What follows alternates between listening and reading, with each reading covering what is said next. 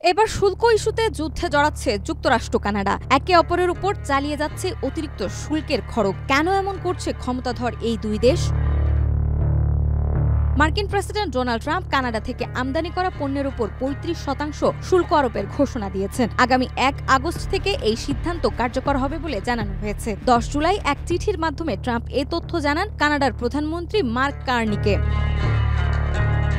Trump জানান, এই চিঠি পাঠানো আমাদের জন্য গর্বের বিষয়। এটি প্রমাণ করে আমাদের বাণিজ্যিক সম্পর্ক কতটা দৃঢ় ও প্রতিশ্রুতিশীল। যদিও কানাডা আমাদের বিরুদ্ধে আর্থিক প্রতিশোধ নিয়েছে, যুক্তরাষ্ট্র এখনও সহযোগিতার পথেও হাঁটছে। চিঠিতে স্পষ্টভাবে বলা হয়েছে, এই ৩৫% শুল্ক সাধারণ খাতভিত্তিক শুল্কের বাইরে। মূলত কানাডা থেকে আসা পণ্যের উপর বিশেষ ব্যবস্থা হিসেবে এটি কার্যকর হবে।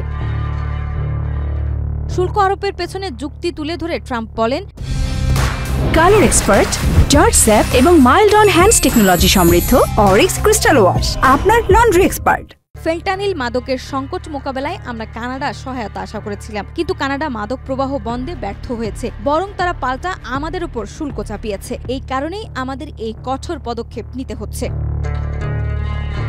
তবে একটি বিকল্প পথও রেখেছেন মার্কিন প্রেসিডেন্ট ট্রাম্প। তিনি বলেন, কোনো কানাডিয়ান কোম্পানি যুক্তরাষ্ট্রে উৎপাদিত বা কারখানা স্থাপন করে তাহলে এই ৩৫% শুল্ক আরোপ করা হবে না, বরং আমরা দ্রুত ও সহজে অনুমোদন দিতেও প্রস্তুত। এমনকি কয়েক সপ্তাহের মধ্যেই তা সম্ভব।